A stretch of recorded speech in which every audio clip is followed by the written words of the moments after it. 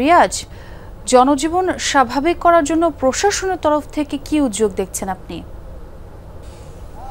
প্রশাসন চেষ্টা করে যাচ্ছে। এখানকার স্থানীয় যারা নেতৃবৃন্দ রয়েছেন তাদেরকে সঙ্গে নিয়ে জেলা প্রশাসন, জেলা পরিষদ রয়েছে, পাশাপাশি সেনাবাহিনী, বিজিবি সহ আইনশৃঙ্খলা বাহিনীর সদস্য সংস্থা যারা রয়েছেন তারা সবাই মিলে চেষ্টা করছেন যাতে জনজীবনে এই যে একটা ভীতি আতঙ্ক ছড়িয়েছে গেল সপ্তাহখানেক ধরে সেটি কমিয়ে সেটি প্রশমন করে যাতে অন্তত স্বাভাবিক বা পথে ফিরে আসতে পারে। এই যে শান্তির জনপদ পাহাড়, সেই পাহাড় শান্ত পাহাড় আবার শান্ত হওয়ার জন্য যতটুকু করা যায় ততটুকু চেষ্টা করা হচ্ছে। যেহেতু এখন 144 ধারা বলবৎ রয়েছে সেহেতু জনসাধারণের চলাচল এবং যানবাহন চলাচল সীমিত রয়েছে।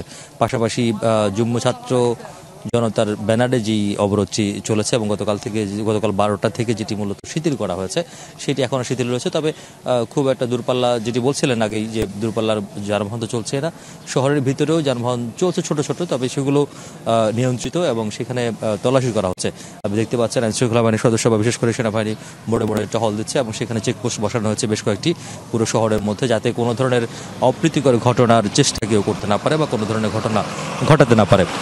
সেজন্য প্রত্যেকটি যারা পায়ে হেঁটে যাচ্ছেন বিভিন্ন গন্তব্যে তাদেরকেও যেমন তল্লাশি করা হচ্ছে, পাশাপাশি যারা মোটরসাইকেল এবং অটোরিকশা সহ বিভিন্ন ছোটোখাটো যানবাহনে চলাচল করছে তাদেরকেও থামিয়ে তল্লাশির মুখে পড়তে হচ্ছে। কারণ এটি এবং কর্মকর্তারা বলছেন এটি শুধুমাত্র নিরাপত্তার স্বার্থে, যাতে কোনো ধরনের সাধারণ মানুষ যারা রয়েছেন এখানে পাহাড়ি বাঙালির দীর্ঘদিনের ঐতিহ্য বা দীর্ঘদিনের সম্প্রীতির ঐতিহ্য রয়েছে সেটি যাতে বিনষ্ট করার অপচেষ্টা কেউ করতে না পারে, তৃতীয় পক্ষ যাতে এই যে আন্দোলন চলছে চলমান এই ঘটনার ভিতরে যাতে ইন্ধন দিতে না পারে বা ঘটনাকে ভিন্ন খাতে প্রভাবিত করতে না পারে, সেই জন্যই তারা চেষ্টা করে যাচ্ছেন।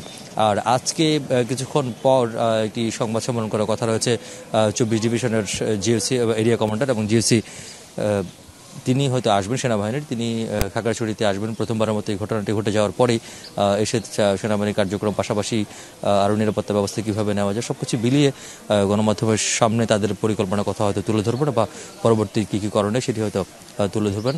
সকাল 9টার দিকে এই ব্রিফিংটি অনুষ্ঠিত হওয়ার কথা রয়েছে খাগড়াছড়ি ব্রিগেড হেডকোয়ার্টার কার্যালয়ে। জি, এবং সেই সম্মেলনের খবরও আপনার কাছ থেকে জানবো রিয়াজ। ধন্যবাদ আপনাকে।